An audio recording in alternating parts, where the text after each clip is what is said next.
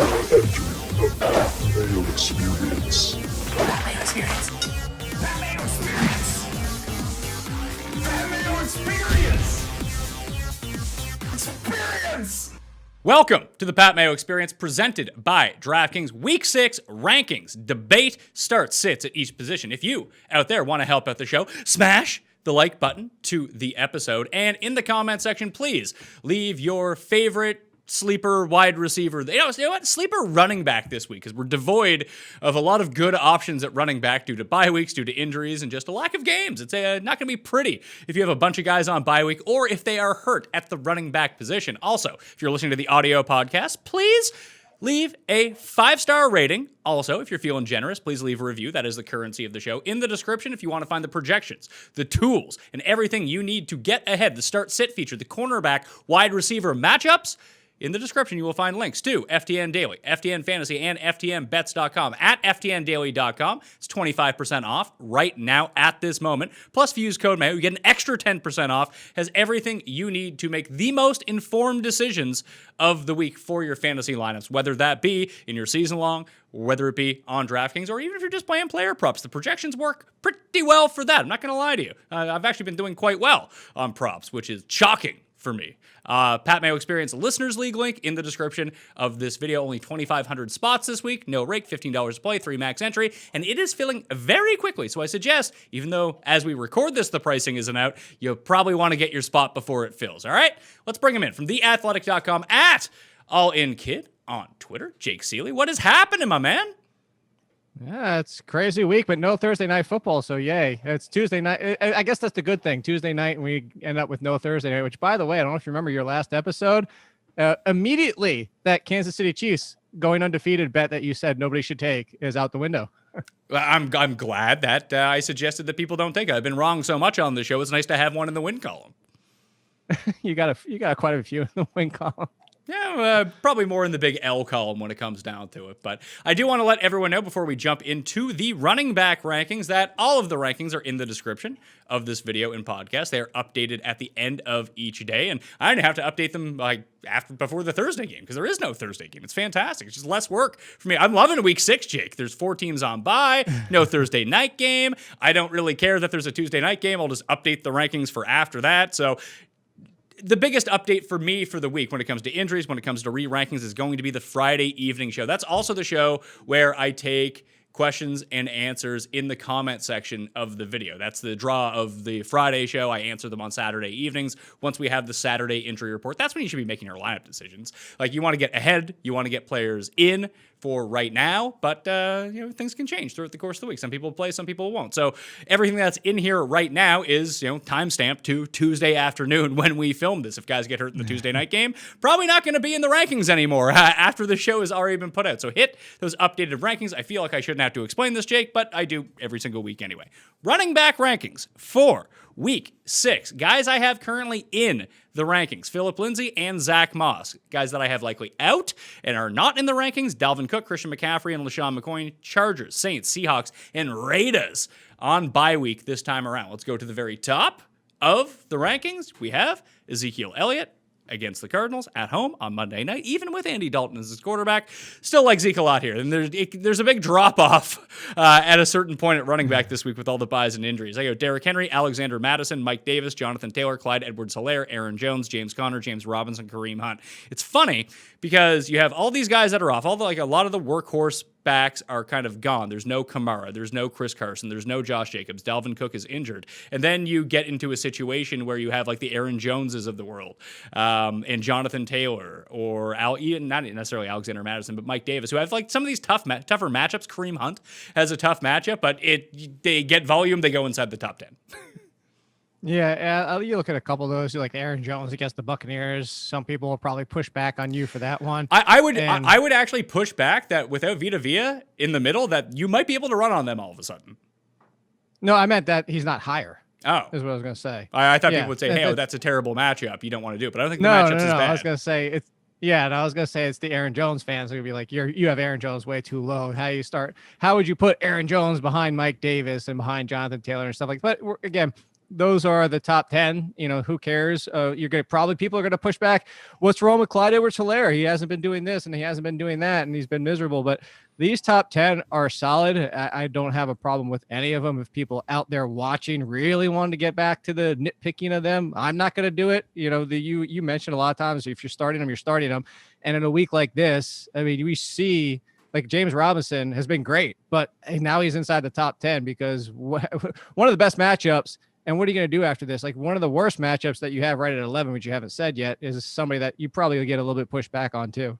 Well, Miles Sanders comes in at number 11. He was able to break off the one big run, and sometimes that's all it takes to hit fantasy value, especially in a week like this against Baltimore. It's not a great matchup. I do expect some of the Eagles receivers to be back next week or in week 6. It looked like Deshaun and Alshon were close last week. Not that they're like great or anything like that, but just more people on the field to take away some of the focus on Miles Sanders, maybe get him back going in the receiving game a little bit. But again, there's only so many running backs left in week 6 that actually get volume. He's one of them. He just has a bad matchup. Yeah. No, and that's what we're dealing with here is David Johnson. I don't know. Do you want to get to your teams? I don't have a problem with any of your top 10. All right, so yeah, 11 is Miles Sanders, and then after that, at number 12, we go to Myles Gaskin, David Johnson, Todd Gurley, Joe Mixon, Raheem Mostert, David Montgomery. I think that's where kind of the drop-off is in terms of then you can start putting these guys in any order you really want to, because then it's Gibson, Bell, and Singletary at number 20. I even love Devin Singletary just because Josh Allen steals all of his touchdowns. Zach Moss is probably going to be back, but it gets pretty dicey once you start going down the list after that. I should probably have Joe Mixon higher, I suppose, but it is a tougher matchup against the Colts. I do like the receiving work. It's 2 weeks in a row now. It looks like it's going to be a real thing. Yeah, that's what we talked about last week. That's, as you just said, 2 games in a row, a game where the script would point to Giovanni Bernard in the past, and it wasn't. It was actually a lot of Joe Mixon. The overall excitement wasn't there for what he produced, but you have to be happy about 20 touches. He's getting the bell cow work, and that's what we want. Out of this entire group, I'm not with you on David Johnson. I can't go that high on him. Not that he's super high, but I would put him behind Mostert, no question in my mind, and that's not even a great matchup, but I still would put him behind Mostert. Probably right there with David Montgomery is in the fact that similar running backs, as I just don't expect a lot from them. And there's somebody you don't even have inside your top 20 that I would start over both of them. Who is that? Devonta Freeman. Look, Washington's middle of the pack against run defense. Devonta Freeman has immediately turned into the Giants' bell cow. I hate the Giants. You know this. I hate the Giants until Gettleman's gone. I hate their offense. I yelled at everybody last week who wanted to start Daniel Jones, and ha if you did that because of the matchup. Everybody wanted to start Evan Ingram. He saved the day with a rushing touchdown. The offense stinks. And the funny thing is the offense stinks out of one person right now, Devonta Freeman. His burst is there, I would say, like, if we want to put a number on it, 9 out of 10 of what his burst used to be. But he's getting so many snaps and so involved in the passing game that he's almost in the bell cow status that quickly. And Washington's not a scary run defense matchup. They're going to obliterate Daniel Jones all day long. But just as what happened last week, that's the exact same thing that happened. And Devonta Freeman had a really good day.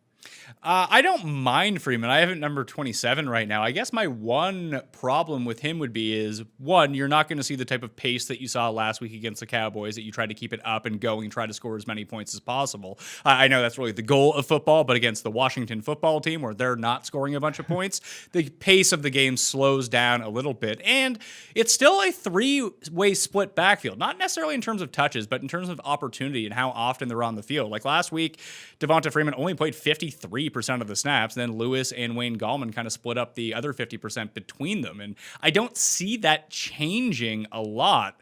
It's not that Dion Lewis is coming in stealing away touches from Devonta Freeman, although he is running a bunch of routes, but he's just going to be on the field while Freeman is not. See, but I don't have a problem with that. It's because Devonta Freeman had 54% last week. And so it's just the fact that he's getting the work.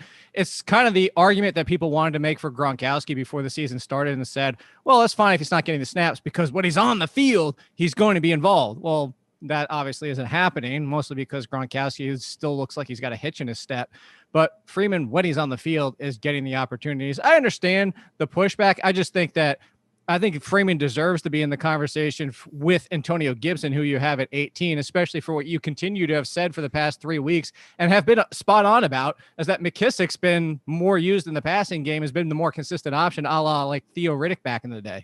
He has, but we've seen the passing game role for Gibson the past 2 weeks grow a little bit. It just turns out they have no one to pass to. So it's okay that McKissick ends up running a bunch of routes and catching a bunch of passes because there still is some left over for Gibson. It's not like you take, it's not like Damian Harris, where Damian Harris is on the field, they're probably going to run and not pass to him, whereas James White's on the field, they're probably going to throw to him. It just seems like, they are definitely passing if J.D. McKissick is on the field, but Gibson can kind of go either way. And now Peyton Barber has been completely expunged from this situation, so there's enough to go around.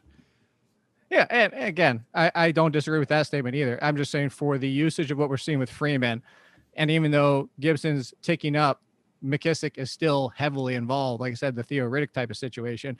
I think me personally, I'd be kind of thinking a toss-up between Gibson. That's where I was going to say I would move Freeman all the way up to Gibson. I'd play him in front of Le'Veon Bell, even though he's facing the Miami Dolphins, just because I still don't trust what Le'Veon Bell is. And any given week, that Gase is still going to give him 15 to 20 touches. Well, let's talk about Le'Veon. Frank Gore was in that game again. I know. I saw. It was not great. At least P. Ryan wasn't in the game, and then he complained about not getting touches. It was great. But there is rumors, as we go on air and record this right now, that the Jets are trying to trade Le'Veon Bell. I don't For think... what? Well, that's the whole thing. I don't think that can happen because I don't think anyone wants to trade for that contract. I do think Le'Veon Bell can be good again, just not on the Jets. Like, they're going to have to cut him. That's the only way to get rid of him. And that part, they're eating a bunch of dead money anyway. So I don't know. Like, do you get a 6th-round pick and eat some of the contract? I don't even know how much you can do in football that wise. It's not exactly like baseball the same. I know there's some things they could do, but yeah, you're right. I don't know that anybody wants that contract. And I'm just like thinking through teams right now and going down the list. Like, who would really go after him anyway? Like, there's clogged backfields. There's rookies that still haven't even gotten a full share that were taken in the 2nd round because the preseason is definitely a concern, even with injuries. I mean, Mike Davis, Christian McCaffrey's about to come back, and Mike Davis has been terrific. James Robinson's been great for the Jaguars. Like, where's Le'Veon Bell even going to go? No idea. I mean, just put him in the Ravens backfield. Make that like an 8-way backfield. Oh my God. But I have him at number 19 right now. Like, I would expect around 15 plus touches, like between 15 and 20 is what I'm hoping for. And it's a fantastic matchup against the Dolphins. It is. It definitely is. I'm still just trying to Chris Carson gets hurt, maybe. I'm just trying to figure out where the hell he could even go. I don't even see an option here. And I think some of these running back injuries have kind of shown that maybe don't pay running backs. I know we've been saying this for ages, and yeah, there are some running backs that are objectively better. Like Christian McCaffrey is better than Mike Davis, but not so substantially that you have to pay him like $15 million a year. Oh, okay. So 2 things here is one, I just figured out where Le'Veon Bell could go. Matt Patricia with the Lions. That's yeah, exactly. Tell me that doesn't seem like the perfect spot for Le'Veon Bell. After drafting DeAndre Swift. The funny thing that is that you said that about Mike Davis. I actually had somebody in the comments of the waiver article today say, what happens when Christian McCaffrey comes back? Mike Davis deserves a significant role. He doesn't. Christian McCaffrey plays 90% of the snaps when he comes back. Christian McCaffrey is Christian effing McCaffrey. He doesn't deserve shit. Do you know how many catches Mike Davis is on pace for if you prorated his stats through his 3 games over 16 games? I think, was it 103? It's 156. Are you serious? Yeah. Oh my God. So I don't want any pushback on Mike Davis because if he's going to play 85% of the snaps, he's going to catch like 7-8 balls a game. So essentially, is DeAndre Hopkins at running back plus running back value is what you're telling me? Yeah, like I almost like I looked at the Bears. The Bears are a tougher matchup. Not that I really care so much about matchups in a week like this when I'm really trying to mine volume. But I penciled in Zeke because clearly because he too is on pace for like close to 100 catches. That Mike Davis could be number 1 in the rankings this week. I mean, you can make a case for it. He's finished top 5 most of it, or I know he's been inside the top 10, but I would almost guess he's been inside the top 5 at least a couple times since he took over. Yeah, like you have the outlier weeks from like Mixon and just guys who end up scoring a bunch of touchdowns. But part of the ranking of number one overall, it's not a projection of I think this guy is going to finish first. It's do I have the most faith in this guy to come through this week? That's generally how I do my rankings. And I do have ultimate faith in Zeke that he's going to come through. But I kind of feel that way about Mike Davis, that no matter how bad of a game he has, he's going to score fantasy points. And I don't disagree with you. I think Mike Davis is going to be the name that everybody looks at and go like, "Oh my God, he's number 4. What are you, nuts?" But again, there's nothing to argue against Mike Davis until Christian McCaffrey comes back. You don't have any problem with Madison at number 3, right? With no Delvin Cook? Not against the Falcons. Yeah, that's what I mean. If it wasn't the Falcons, I'd probably have him at like 9 or 10, but it's the Falcons. No, here's the pushback on this for everybody that would say that seems absurdly high. How about all the excitement for Tony Pollard if Zeke got hurt? Like if Zeke got hurt and Tony Pollard was facing the Falcons, everybody would be like, "Oh, Tony Pollard, top 5." So that's the same conversation you should be having. I moved David Johnson down to 16, one spot ahead of David Montgomery, one spot behind Colonel Mostert, just for you, because I appreciate your suggestions on these things. 21 to 30. This is going to be the range where a lot of people are picking from this week. I think this is kind of the essential range when we look at it, because, like I said, this is going to be your real start-sit decisions. Everyone above this, you're just playing, realistically. Just how, unless your team is awesome at running back, I suppose. Ronald Jones at 21, Drake, Melvin Gordon, Damian Harris, Chase Edmonds, Darrell Henderson, Devonta Freeman, DeAndre Swift, Cam Akers, who looked good in his first game back, and James White. Yeah. The Rams' backfield is just going to be confounding all year long, it feels like. It's like a better version of the Detroit backfield, is the way that I'm kind of playing it. Well, Henderson is, like, objectively speaking, like Henderson at 26 and Akers at 29. Those guys aren't going to come 26th and 29th for the week. One of them is probably going to come like 14th, and it could be Malcolm Brown, and one of them is going to come like 50th, but I have no idea which one it's going to be. Yeah, I was actually going to say, you said the better version. I was going to say it's actually the better version of the Ravens backfield right now. So I'm not going to try and pick apart like who is it going to be any given week. Sean McVay is doing Sean McVay things, and that's why he's such a good offensive mind, because he's made Jared Goff good. And he's going to use whatever's best for his team that day. We talked about what happened to Darrell Henderson. Well, they wanted pass blocking from Malcolm Brown. We assumed that might carry over to this week's matchup because there's some pass rush to be concerned about. And then it didn't matter. It was Darrell Henderson day, and then more Cam Akers sprinkled in, as you mentioned, who look good. Could it be a Cam Akers week? Absolutely. But that's why, to go back to Devonta Freeman, there's no question in my mind I would start Freeman over anybody in that backfield.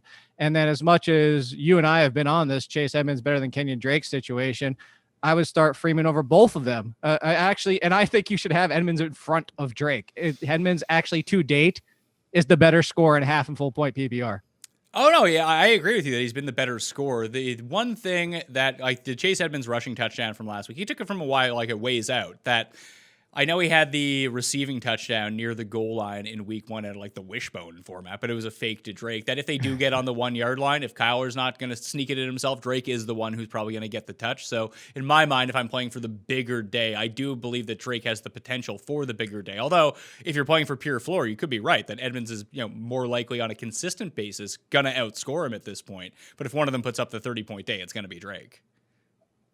I just don't even think that's happening anymore for Drake, but I understand your point. The thing that I do like about Edmonds too is that he's been similar to the argument at Gibson.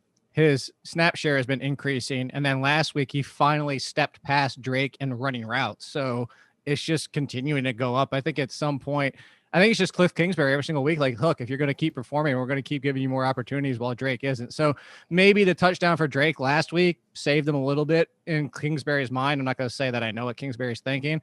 I've been on Edmonds, wasn't expecting Drake to be this bad, but at this point, I get, I would start Edmonds, but for your point about the ceiling, I get what you're saying. Again, I'm just going to go back to, I would start Freeman over all these mixed backfields. Yeah, Kenyon Drake last week, 68% of the running back snaps. They did play a lot of 2-back sets as well, as Edmonds played 40% of the snaps too. So Drake is still out there amongst the elite type running backs in terms of opportunity or potential opportunity. So I'm not willing to completely give up on him yet, but I do have him ranked down at number 22. And this is a guy that I had as a top 10 quarterback coming into the year. Big whiff. We talked about the L's. There's an L for you.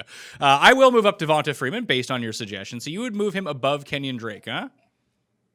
No, well, so I would move him in front of, I'd put him right alongside Damian Harris, but for me, I would flip Edmonds and Drake. So I would probably stop right around 24. All right, I'll put him a spot. You know what? I'm going to go one spot behind Edmonds. I just like that matchup with the Cowboys so much. So you moved on one spot, one whole spot? I moved him. Yeah, I moved him up above Daryl Henderson. Like you One had whole said. spot. Yeah, but put them up. Yeah, listen. I was talking about him being in the conversation with Antonio Gibson, and you moved him up one whole spot. Nah, I like Gibson a little bit more. I just think like the one thing about Freeman is he looked spry at the beginning of that game, and it looked like he kind of got tired towards the end of the game. Gibson just looks good. Unfortunately, that team sucks. No, 100% that Gibson looks good, and it's a good matchup. To go back to it I think it deserves to be a toss-up. If you told me who do I want to start on my team, I would agree with you and say Gibson, but I would say the toss-up conversation would be there, and I go back to the Le'Veon Bell situation.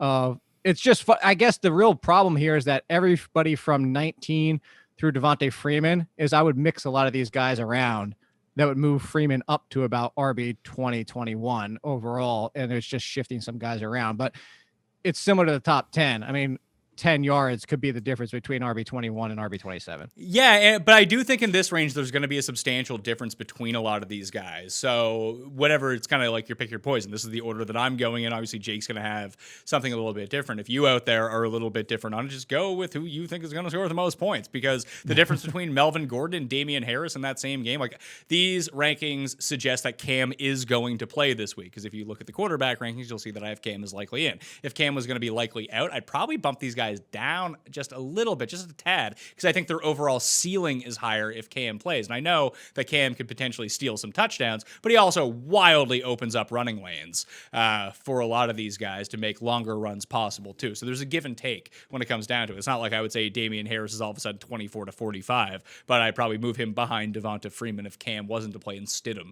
ended up becoming the starter. That would just be my mindset on it. But yeah, Harris could outscore Melvin Gordon by like 20 points in this game.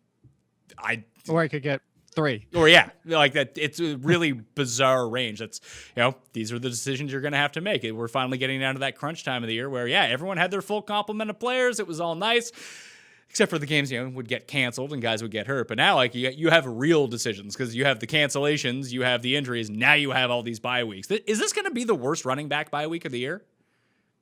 It's looking like because of the timing, because we're going to get Christian McCaffrey back within, it sounds like 2 weeks, probably not next week, but the week after.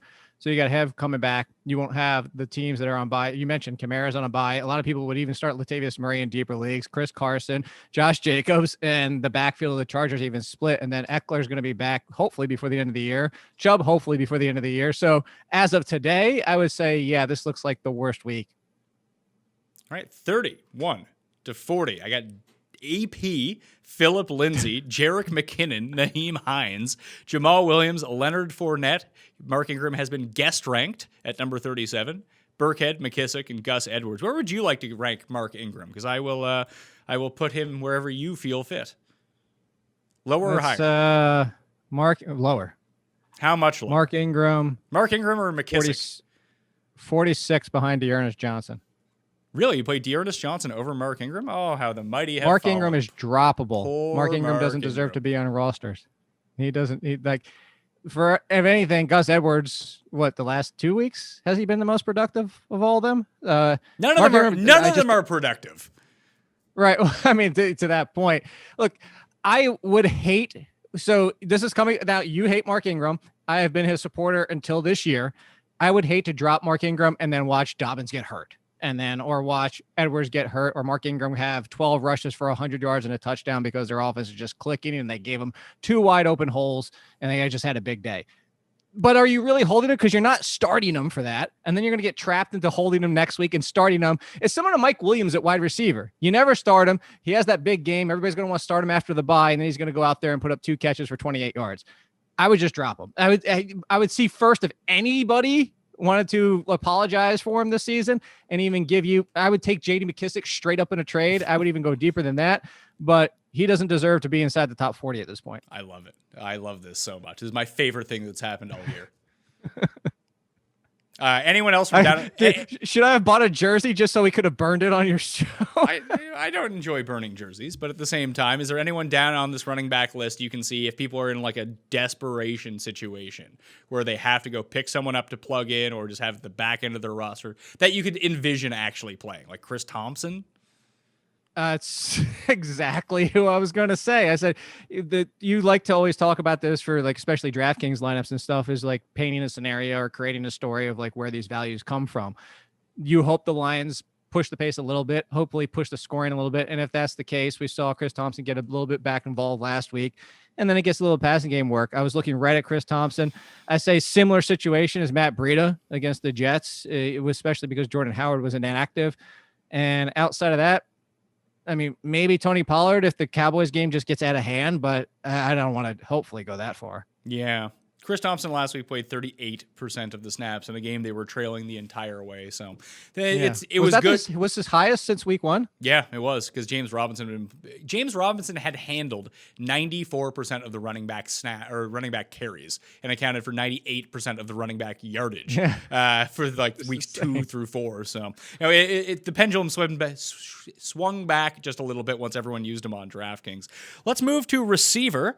And once again, if you want to check out the best cornerback wide receiver matchups of the week, Jeff Radcliffe's Shadow Index and cornerback wide receiver matchups are up on FTN Daily as of, I believe it's Thursday morning, updated for the week. You can find the link in the description to get yourself the overall 25% off. And then if you just type in code Mayo, you get yourself 10% off. Just one of the many features over at ftndaily.com. Likely in, I have Devontae Adams, Julio Jones, Chris Godwin, Deontay Johnson, who Mike Tomlin said does have a chance to play this week, A.J. Brown, DJ Chark, Brashad Perriman, Alshon Jeffrey, and Deshaun Jackson. Chances are some of these guys don't play, but for the rankings right now, they're listed as in. Likely out, Hump Daddy, Corey Davis, Sammy Watkins, A.J. Green, Chris Hogan, Sterling Shepard, Brian Edwards, and Mimsy, Denzel Mims, who may never play a game in his NFL career. NFL career. Wow. I thought you were just going to say this season. Before we jump in, I want to get your take on the two like hot pickups of the week. You have Fulgham and you have Chase Claypool. Obviously, Claypool is a better pickup, but if Deontay Johnson doesn't get hurt in that game, does Claypool still go off?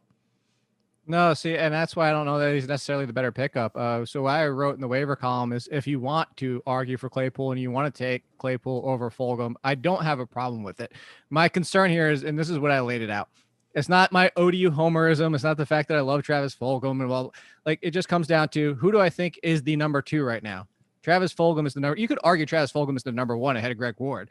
But going forward, if Deshaun Jackson comes back, if Rager comes back at some point, I don't think Jeffrey is coming back. And if he does, what is Jeffrey at this point? I think Jeffrey's going to be back this week. He missed last week, not due to injury, but because of an illness, a non-COVID illness. Like he had like the flu.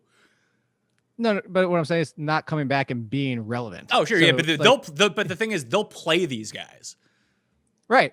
But and that's where I'm going with this is they'll play them. But even with these guys, Fulgham, in my opinion, is still the number 2. Greg Ward slides into the slot as the number 3. And even if both of them are back, I don't think that Deshaun Jackson and Alshon Jeffrey are kicking Fulgham to number 3, in my opinion. And so I look at the Steelers. If Deontay Johnson is out, it's Claypool, no question. But if Deontay Johnson, who said he's going to be practicing limited as of today already, if he's out there for this week, Claypool's still the number 3. And it's the Claypool being the number 3, and I compare it to the Cowboys. It's CeeDee Lamb, Amari Cooper, and so far we've seen that Michael Gallup's been left out all but one game. Claypool is a great, great talent, but somebody's going to get left out. Is it going to be Juju Smith-Schuster? I mean, there's a scenario where that's the case because it has been kind of so far to a degree. I just still think on opportunities, it's Claypool. So again, if you want to go Claypool, it's fine. I just would go Fulgham first, barely. Okay. So the actual wide receiver rankings for the week, 1 through 10, DeAndre Hopkins continues to be at number 1. Now he gets the Cowboys. This should be fun. Devontae Adams back at number 2. Thielen, Ridley, Tyreek Hill, Allen Robinson, scoring, McLaurin. He's through his bad matchups, Jake. It's time for Terry to do some scoring here. Kenny Golladay, Stefan Diggs, and Amari Cooper at number 10. Into 11, I have Mike Evans, Devontae Parker, Jamison Crowder, Julio Jones, Chris Godwin, Cooper Kupp, Robbie Anderson, Robert Woods, Will Fuller, and Justin Jefferson against the Atlanta Falcons. Sound like you had some pushback there on old scoring McLaurin. You know how much I love Terry McLaurin. Sounds like you hate him. I hate their quarterback situation. The best chance to win, everybody, yeah, with that combined 111 yards, that wonderful game last week. I am worried about McLaurin's value without Haskins. As crazy as people are going to come back and be like, you're insane. Yeah, you are insane. No. Haskins sucks. No. They all Haskins suck. does not suck. They all suck. Haskins all suck. Haskins was improving every single game, even if he sucks. Let's use that argument. Let's say he sucks like Allen. He sucks like Alex Smith at this point, which, great story. It's great to see him out there, but he definitely wasn't up for the playing. They all suck. Well, what's the one thing we know about Haskins? Even if he does, which I don't agree he sucks, even if he does, he targets the living hell out of McLaurin and gets it to him. Yes, McLaurin got targets last week, but they didn't get to him because Kyle Allen is trash. Alex Smith can't play. So Dwayne Haskins is better for McLaurin. If you don't like him, he's still better for McLaurin. So, and here's the second part about it. James Bradbury has actually been a top 10 corner so far this year. And that's the other concern with Terry McLaurin. He's shutting everybody down, including Amari Cooper last week. So I don't think this is a top 10 play for him this week. The one other thing, just as a side note, just so you can update your rankings, you have Devontae Parker against the New York Giants, not the New York Jets. That's the problem. That's not even my fault. That's the fault of the stupid editors who write these in. I put in the matchups just by abbreviation, and they're like, we need a bigger word count. Let's write out the names, and then they fuck it up. Thanks, editors. Throw you under the bus on this one. Fuck. And you know what? And no one ever cares about that. It's just like, no, Pat clearly put this in here. It's like, no, I didn't. The other people, I just usually list the names. They want to put in matchups. Like, you know how it is. I do. That's why I wanted to give you a heads up, because I know you're going to get, everybody wants to always tell you when you ever want to find out if you're wrong about something, tweet an assumption and you will know immediately. Oh, if anyone, there's always the typo police on Twitter. Like, we make a lot of graphics. We don't have a huge team here. Out of listing like 150 guys every single week, there might be like a New York J versus New York G that's in the wrong spot. And people are like, I can't believe, I cannot take you seriously. You don't even know who is playing who. Those people get instantly muted, by the way. Like, if you're one of the typo people, like, you can go fuck yourself. We put in a lot of hard people in the comments. Yeah, you should mute people in the comments. That's really the move. I'm not concerned about Bradbury on McLaurin. He's still the guy that they're going to have to go to downfield, and he's had worse matchups than this throughout the first 5 weeks. Yeah, I'll take it. I'll take, if Dwayne Haskins is not the quarterback, I will take he's not a top 10 wide receiver this week. Like, as a bet. All right, you want to bet me that he's not a top 10? I mean, a top 10 receiver comes down to a touchdown, too. Give me a fantasy. Set a fantasy point line for me to bet over under on. I was gonna go way deep, or not way deep, but I'll go all the way down to 20. Justin Jefferson better game than Terry McLaurin. Well, just set me a line. What's a bet? What would be a bad game for Terry McLaurin? Like, if we set the over under at 17.5 fantasy points in half point PPR. Under. I'll take the over. Is that a fair line though? 17.5. I think you're giving me too much. All right, well then you said. I'll take that. You set a line then. If I'm giving you too much, we can make it 14.5 if you want. I was gonna say, what's his actual season average so far? I'm checking real quick. Okay. Terry McLaurin, 12.4 on the season. Okay. So let's boost that. Let's call it 15. Let's call it 15.5, and I'll take the over. I'll give you 3 points over his average. I was going to say drop it to 13.5. All right, 13.5. All right, 13.5. I will take the over on that, sir. Okay. What are the worst? I mean, if I'm going to say he's not going to be top 10, I want to be somewhat aggressive. Like, I appreciate it, but I want to stand firm and be aggressive with it. All right. Listen, I'm in on that. You know who's been the best shutdown corner in the league so far this year? Who? Darius Williams on the Rams. Like, that's scary for the Rams. Scary that he's the guy, not Ramsey. Is that what you mean? Yeah, Ramsey's also top 10, but just he's been better so far. I mean, he faces lesser competition. I guess my pushback on the McLaurin thing versus like Bradbury shutting down Cooper is that the Cowboys have myriad options they can throw to where Washington doesn't. Yeah, like, but you can avoid Bradbury. It's not like he's shutting down Amari Cooper. They're just not throwing to Amari Cooper. But if you look at the entire Giants schedule of who they face, so shut down Steelers, who he faced in that game, took care to a degree. He actually took care of Allen Robinson when he was on Allen Robinson, limited the 49. Okay, throw out the 49ers, whatever. But he had barely anything go to him for Kupp and Woods in that game. And then the Cooper thing, you have to factor. Yes, I get your point to that. But they also didn't even look to Cooper much because why when he's getting quote unquote taken away? I'm not saying I don't say Bradbury deserves to be in the conversation with Jalen Ramsey, but for everything that I hate about Gettleman, this is like the first good thing I think he's done in a long time. The Bradbury signing has been amazing for them. And it's translated to 0 wins. Congratulations, Dave Gettleman. And I hope that continues. You want them to have the first pick? Oh, 100%. I want Gettleman gone. Get in Trevor Lawrence. Get rid of Daniel Jones, please. Then you're back on the team? I told you, it's the same thing as the Mets. As soon as they're sold, which is going to finally happen, I'll be back in. They're banned until things change. What do you make of Godwin coming off this hamstring injury? Like, if he plays, like, you got to play him, right? I think you have to, similar to, like, hey, if Devontae Adams is injured all the way up to game time, Julio, he plays. Yeah, you have to. These are top 10 wide receivers. I will say the report today while we're doing this, as you always put out there, like, hey, things can change. But they said he's not on the same field. He's on the side field just running. So it's a good sign, but don't get excited for this week yet, which makes me feel good that they're not going to rush him back. So if he's out there, you got to play him. I kind of hope that it's not till next week, and then I would feel even better about it. If it's not Godwin, do you feel comfortable starting any non-Mike Evans Buccaneers receiver, like even Scotty Miller, who just took a big shit on everyone on Thursday night? Well, he did, but it's funny. This is what I said in the waiver column is why he's still worth picking up if you're in a deeper league and you need the option. He would be my second choice because he was the weird number 2 wide receiver decoy. Like that, you usually see, hey, the guy's injured, we bring him back, and he ends up being a decoy. Scotty Miller was the number 2 decoy, just running around routes, even though he's the number 2 option, wasn't targeted once in that game. And if you were watching closely, it looks like because he wasn't 100%. So I think that Scotty Miller hopefully just gets back. Like, I can't see him going orphan again. And I don't necessarily think he's going to have 70 and a touchdown, but I think he's usable this week. All right. 21 through 30, CeeDee Lamb at number 21, Odell against the Steelers. I'm really torn on Odell against the Steelers because on the one hand, the Steelers have a very good defense. On the other hand, they give up a lot of big plays down the field. So it feels like it's going to be a really feast or famine type game for Odell. So 22, I felt like was a good spot. Kirk, N'Keal Harry. And the one thing, Boyd, A.J. Brown, Juju Smith-Schuster, DJ Chark, DJ Moore, Jarvis Landry is the rest from 21 to 30. Go ahead.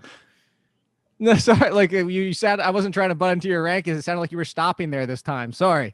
With Odell Beckham, similar to what we've seen, you say the big plays is they also struggle with people who are able to win those 50-50 balls. And if you're talking about one of the best at doing so, you would assume that Odell Beckham can do such a thing. Yeah, no, I agree. But there is the potential for a huge down game here too. I mean, that's any week with the Browns offense. And I did bump down the Browns receivers just a tad, solely because I'm kind of worried about Baker's shoulder, that it looks like he's going to play through it, but it doesn't sound like it's going to be 100%. No, and Baker's play is what I go back to. Baker, any given week, he doesn't throw 40 passes a week, almost never. And then on top of that, his play could go sideways any given week, even before the injury. So I understand downgrading him a little bit, but yeah, I don't see how you're not starting Odell Beckham. I mean, even if there was nobody on a bye, you'd probably be starting him at this point. Oh, here's an interesting chart that was just shared with me. Percentage, minimum 25 targets of points scored on balls thrown 15 yards down the field this season. The top 5 in this category are Justin Jefferson, Michael Gallup, DK Metcalf, Kelvin Ridley, and Marquez Valdez-Scantling. That's interesting. I mean, just talks about the kind of plays that they run, but that's why Valdez-Scantling is as frustrating as he is. Yeah, after that, it's Darius Slayton, CeeDee Lamb, Darnell Mooney, Stefan Diggs, and Brendan Cooks. And then Odell was number 11. Brandon Cooks, man, back in our lives. And then everyone's going to be all aboard Brandon Cooks, and he'll go back to score like 0 points. How much faith I did a news section in the waiver column. It was Unbreak My Heart, Tony Braxton back in the day. We're going back to we're going back to like 96 here. Yeah, well, that's the only thing I could think of is like, having your heart healed after somebody you wanted to drop or could have dropped already. And are they back in your good graces? So I gave him a heart rating and Unbreak My Heart, and I gave him 3 out of 5. Do you think that's fair for Cooks, or you're more against it or more in love with it? I think you have to own Cooks solely because that team seems like they're going to be trailing a lot of the time and having to throw a lot of the time. They also can't run block whatsoever. That it's just going to be, it's not necessarily do you own him, do you not own him, it's do you start or do you sit him? And I think it depends on your team. Like if you need that influx of like 25 points potentially, then you got to play him. But if you need 10 points to win a game, you probably don't play him. Yeah, but I was asking, so you say he has to be owned. So if somebody dropped him, you would go pick him back up? Yeah. What if you dropped him? would you pick him back up? Yeah, I have no scruples about not Okay. doing that. Like that's fine. Okay. I make dumb decisions all the time. If I can rectify that dumb decision, I'm gonna go do it. Fair enough. Juju, number 27. So Juju at number 27, Deontay Johnson at number 39, tentatively, Chase Claypool at number 43. It feels like these guys are going to have big games, but it's now becoming exceptionally difficult to discern who is going to have the big game and who's not. I think that the Steelers, and to go back to the Cowboys point before, now with the Cowboys with Andy Dalton, I feel like they're in the same conversation as the Rams running backs. It's going to be somebody that's probably a 1, somebody probably fringy 2 or 3, and then somebody that potentially gets left out. And, you know, if everybody's out there, I kind of would still lean Deontay Johnson being healthy. I would lean him over Juju because Juju's just not getting the volume. He does have 3 touchdowns, which is nice to see, even though he only has 21 or 22 targets on the year. And he's caught all but 3 of his balls. But Deontay remember before he got hurt, and what was that, back in week 3? It wasn't that long ago. It was like, oh, Deontay Johnson's the number 1. It's not Juju Smith-Schuster. And something that our friend Chris Meany brought up last year, which we didn't get to see because Ben got hurt. But his concern was that Juju Smith-Schuster would not be able to handle being the number 1 attention for defenses as the wide receiver, that he needs somebody alongside of. Similar, like what I brought up as a good comparison to him was Anquan Bolden. Anquan Bolden, when he was the true number 1 on a team, struggled a little bit. He was always better when he had another alpha next to him. And I think that we might be seeing that with Juju Smith-Schuster. So I'd still lean a healthy Deontay Johnson, but I agree with your point that this is probably just going to be frustrating now. And it doesn't seem like even if Johnson plays that he's going to be 100% healthy either. He had the concussion. He was dealing with his toe injury. Now he has a back injury. Like he's just kind of crumbling before our eyes. Hopefully. Again, so limited practice as of today. We're reading this on Tuesday.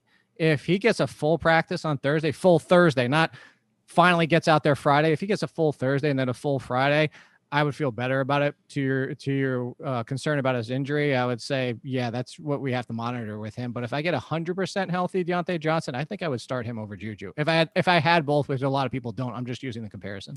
28, I have DJ Chark at home against the Lions. He left the game with an ankle injury last week. I'm guessing he's going to be back, but I haven't seen any updates on him whatsoever. So if he plays, obviously you're going to play Chark. Let's say he doesn't play. Would you go with Chenault? Because I watched a weird amount of that game, and I have never seen commentary.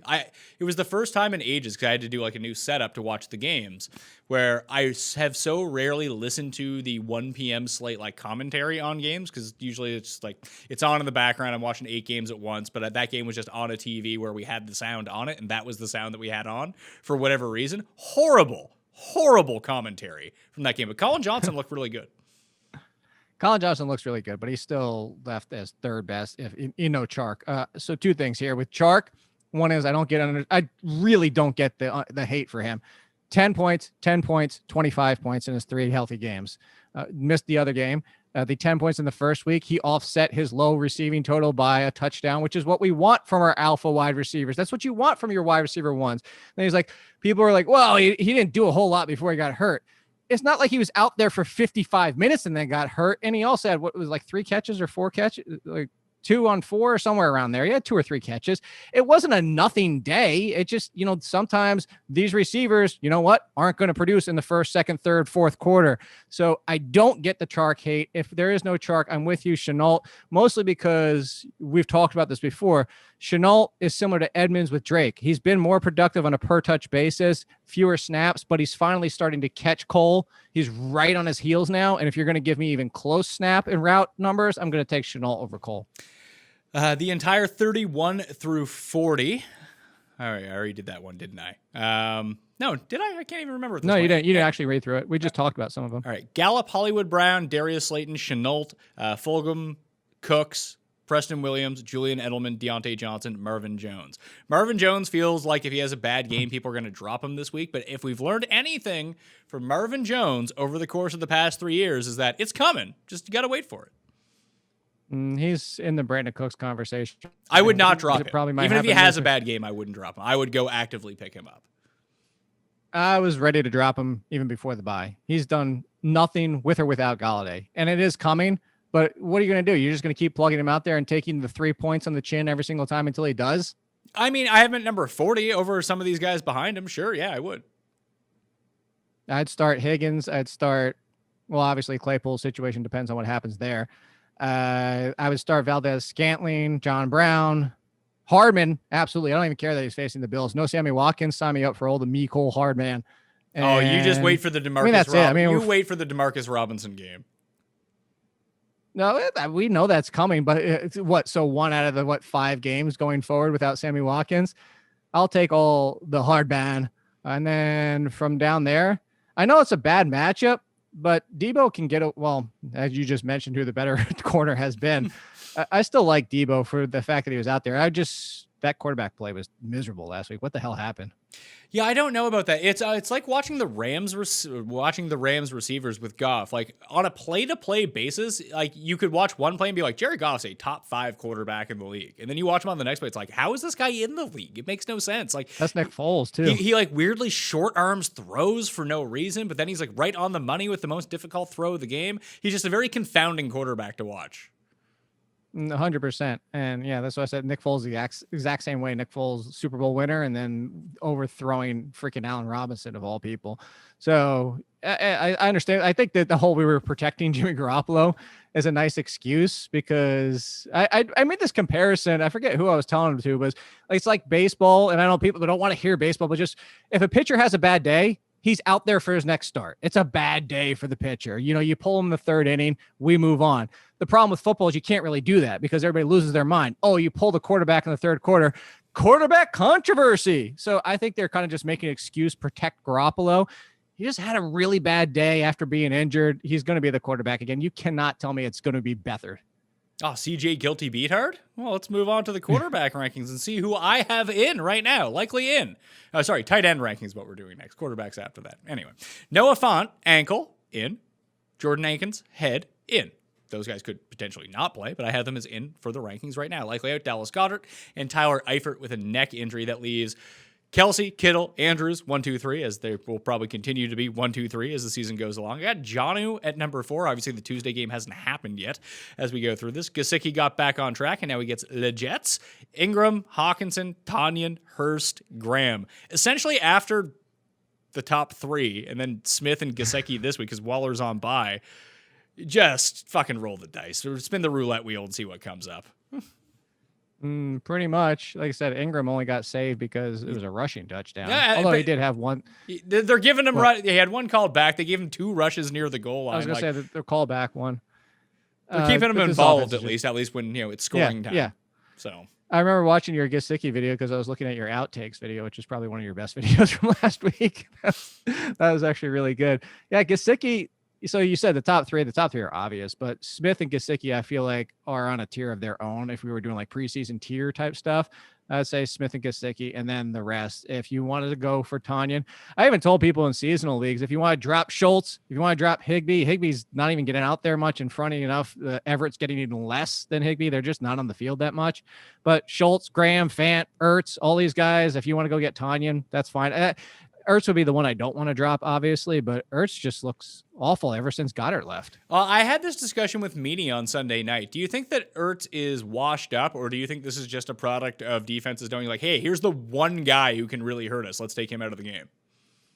And if you're watching some of the games, that's kind of what they're doing. They're bracketing him a little bit. They're bringing the safety down. So I would say Ertz has better days coming. The one thing about the Ravens is still this season, similar to last year, you can hit them over the middle of the field. Usually slot receivers can do some damage against them. So maybe Ertz bounces back a little bit, but I would not trust Carson Wentz. Even after last week, I would still not trust Carson Wentz against the Ravens defense. I still have Schultz and Higbee at 11 and 12. Like, I think Schultz, it's kind of a wait and see thing with Andy Dalton. I know that when Dalton came in, it wasn't Dalton Schultz time whatsoever. This is just going to be a very high scoring game, at least projected wise, based on the total. That just having a guy like that in a game where there's going to be like 70 points scored, that never a bad thing to have. All you have to do is fluke into a touchdown. He's a top 10 tight end for the week.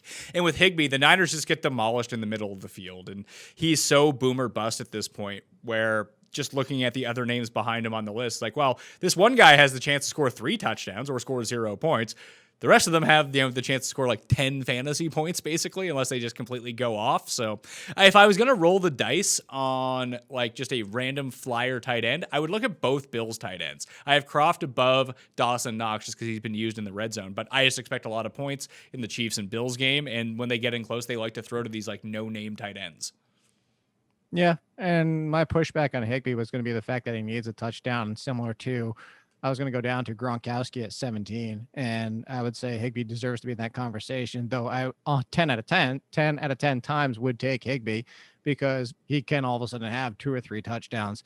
But I would start Fant, I would start Ertz, I would start Ebron, maybe not Logan Thomas. The Giants have been really good against tight ends. Yeah, just Logan Thomas is their de facto number. I guess McKissick's their number 2 in the passing game. But yeah, Thomas is still getting those targets. Maybe a healthy Kyle Allen can unlock that. We'll see. Quarterbacks. Meaningless targets. And they're meaningless when he doesn't catch them. Real quick, just because people might be going deeper, are you putting anything into the Trey Burton usage? I have him as the highest of the Colts tight ends. That doesn't make him good. No, I'm just curious because he was like surprisingly like second game back as the most used, and Ali Cox didn't even have a target in that game. Yeah, he had one at the very last drive of the game. He got in one towards the end. But yeah, they have 3 tight ends that they use. So I told you they're the only team running 13 out there. Like who runs 13? When you have Phillip Rivers, you need to stand him upright apparently. Oh God. This team was better with Jacoby Brissett. They might be. They just with Cam and Jameis both available as free agents, like this team would be so much better with both those guys. I don't understand how they didn't even like think about going after either one of them. Well, here we are. Quarterbacks for the week. I have Kyle Allen, Cam Newton, Sam Darnold, Baker Mayfield, and Drew Lock as all in right now. Obviously, it just makes doing the rankings much easier for me to put and I have Jimmy Garoppolo in as well to do all of this, and then I'll change them if it gets announced that these players are going to be out or trending towards being out. Again, Friday show is when the full update will happen. I got Mahomes at number 1 against the Bills, Kyler, Lamar, Josh Allen, Aaron Rodgers. You start those 5. Then we're into Fitz Magic. You got to keep playing Fitzmagic. He's been great. It feels like the pumpkin game is coming, and he had the pumpkin game against Seattle and still scored 25 fantasy points. So it's the best matchup you can get in the league. Let's go with the Fitzmagic. Deshaun Watson, Cam Newton, Andy Dalton, and Matt Stafford are my top 10. After that, it's Brady, Cousins, Minshew, Tannehill, Teddy B. Even against the Bears, he's been really good. Ben Roethlisberger, Matt Ryan, Daniel Jones, Jared Goff, and Kyle Allen against the New York Giants. There's enough guys that I think you can pick up inside the top 10, whether it be Fitzpatrick, whether it be Dalton, Stafford, Cousins, Minshew, Tannehill, that you don't really need to go that much farther than 15 down the list, do you? No, you don't. And honestly, if I could do what you do with Mark Ingram, number 18 would just be called worst place. Like, just he deserves to be for everybody. Everybody wants to make the same apologies that you always hate about Mark Ingram, except Mark Ingram is actually good. Daniel Jones is not. Worst place, Daniel Jones. The only thing I will say about Fitzpatrick is I'm only pushing back a little bit just because I would go Watson, and then I think I'd still go Cam Newton. I'd still have Fitzpatrick inside my top 10, but the game you mentioned against Seattle, he had a rushing touchdown. He had 0 passing touchdowns. That's fine though, but it's not like he doesn't run. Like part of the built-in value for guys like Cam and Deshaun Watson is that they have the potential to score a rushing touchdown. Fitzpatrick does have the potential to score rushing touchdowns. No, I'm not disagreeing with that at all. I'm just saying for the nitpickiness here. Again, you asked me for the people in your comments who are like, Jake comes after Pat like they hate each other. It's the point of the show. I know. So that's the only thing is I feel more comfortable with Watson and Cam. I again would have Fitzpatrick inside my top 10. The other one who deserves to be inside your top 10, who's not, who has basically a top 10 performance or top 11. I'm sorry, except all but 1 week this season. Gardner Minshew. I wasn't even planning to bring this up. I had this up there because I did Joe Holkel's show, and it was a joke from last year to have the Beowulf jersey for Gardner Minshew. But Gardner Minshew, like, what do we have to do? I'm asking you too, Pat, because how do you not have him as like, I would start him over Andy Dalton, not knowing what Andy Dalton's going to do. I would start him over Stafford. I like the upsides in those matchups a lot better. And if things go right for Jacksonville, we're going to see some James Robinson. It's not that Minshew's been bad. I have him number 13, so just outside of the quarterback one. He is suffering from Phillip Rivers syndrome just a little bit, though, where he keeps putting up these performances. You can say he has 4 top 11 performances so far this season, but how many top 5 performances does he have? None? I don't care. 20, 20, 20, and 20 in 22, 21. It's been 20 to 22 points in 4 out of the 5 games. One bad game. You're going to guarantee me 20 to 22 points. And I say guarantee because look at the matchup this week. I would start him as a top 10. All right. I don't think that he has the required upside to challenge inside the top 5, where I think someone like Fitzpatrick in a week like this does, where a guy like Andy Dalton, real quick, a guy like Andy Dalton in this matchup against the Cardinals does. Well, so real quick to say about your upside, since week 1, do you know what his minimum pass attempts are? Gardner Minshew? Yeah. Since week 1? Yeah, because week 1 was the Indy game. I'd say 40. Yeah, 40. 40, 42, 45, 49. Yeah, no, I think that makes a lot of sense, but he's also not really throwing the ball down the field all that often. It's a lot like the Drew Brees 40 pass attempts. And he's running a lot less than I want him to. I want him to be running more again. That's fair. Anyway, so he's one of these safe floor, lacking the required upside I want from some of the other streamers that I see out there. Like, if you told me I could have one guy for the rest of the season, Andy Dalton, or actually I might take Andy Dalton in this offense. I don't know. I'll have to wait and see how that goes. I'd be willing to buy in that the upside could be huge because that defense is just so bad and he gets so many easy opponents throughout the course of the year. But someone like Fitzpatrick, like I'd rather have Minshew than Fitzpatrick the rest of the season, obviously. But in this specific matchup, I like Fitzpatrick a lot more. Okay. And, I wasn't saying Fitzpatrick. I was just saying I would have Minshew inside my top 10. So okay. It's like Kirk Cousins. I'd rather have Minshew than Kirk Cousins. I'd rather have Kirk Cousins against Atlanta. Okay. I wouldn't. I think Kirk Cousins feels a little better, but feels like the Daniel Jones argument everybody tried to make last week against the Cowboys. Yeah, and listen, you don't expect Evan Ingram rushing touchdowns in that game. But you do expect Daniel Jones to be, hey, I'll do it 2 times on your show. Shit.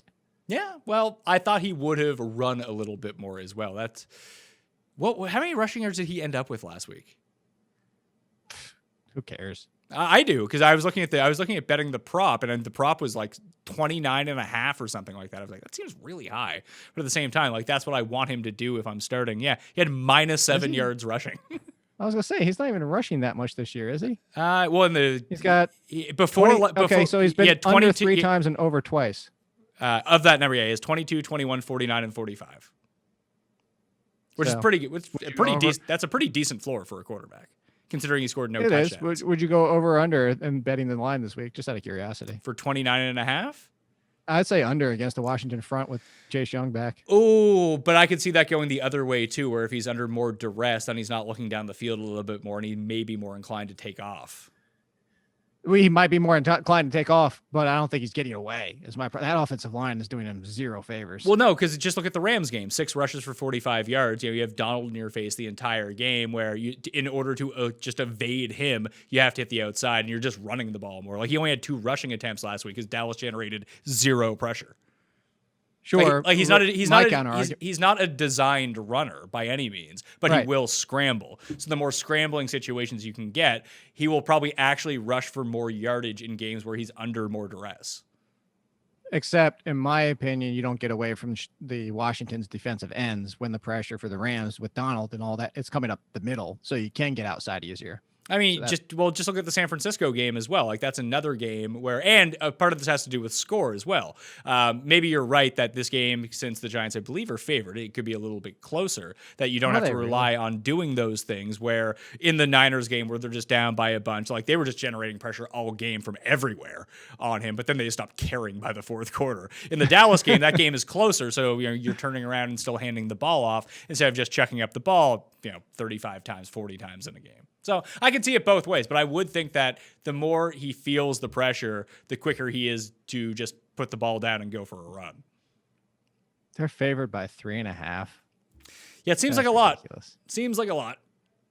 So are you in the end of things, if you bet today, would you be taking the over or the under on the rushing? I'd probably bet over, but I probably wouldn't bet it. Okay. I just wouldn't feel good about it. Yeah, that makes sense. Defenses to close this out. Where do I have my defenses? This is not defenses. Yeah, the football's number 1. I do not have them number 1. I have them number 4. I have the Steelers at number 1 against a potentially banged up Baker. The Patriots against who knows at quarterback, at home against Denver. The Ravens against Philly. Washington, the Rams. Les Titans against Houston with their pressure against Deshaun Watson and the no offensive line. The Colts, the Browns, the Dolphins, the Cardinals. Then I got the Chiefs, the Niners, the Packers, the Texans, and the Bills. I went 15 this week, and you can definitely go pick up some of these teams, put it that way. You could. I think that people are going to ask you why you don't have the Giants. Maybe it's a conscious bias to me, but I would want to face a team like with Washington, especially because this is going to be a close game. Washington's going to try to take the air out of the ball. They're going to try to run a whole bunch in this game. And without Haskins, even with Haskins, it's not like they turn the ball over that much. Like they just don't have the opportunity to turn the ball over that much. They're not taking shots down the field. The only time that ever happens is with McLaurin. And usually those are just like 8-yard slants over the middle. It's like check downs to McKissick, check downs to Gibson, miss passes to Logan Thomas that go out of bounds. Like, I just don't see where the scoring comes from. This does feel like a really slow game where Danny Fums is gonna fum. That's gonna happen. Oh, of course.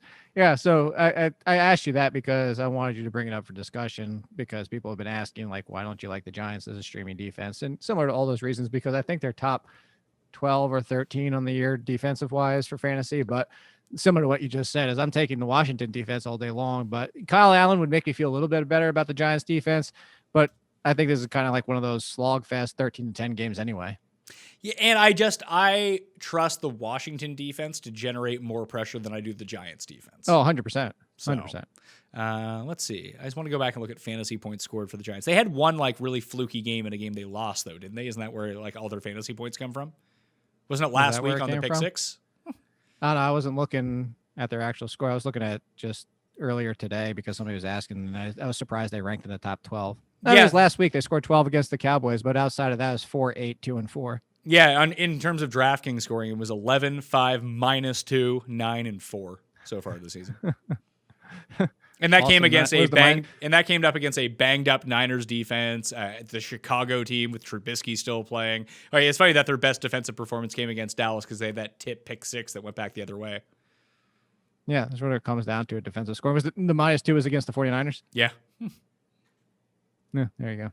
All right. That'll do it. Pat Mayo Experience. Check out the rankings. They're up on dkplaybook.com. You can find the hyperlinks in the description of the video and podcast. Jake, let everyone know once again when you have stuff coming up. Because with the Tuesday game, it's probably a bit out of whack, or you're just going to be up really late. I don't know.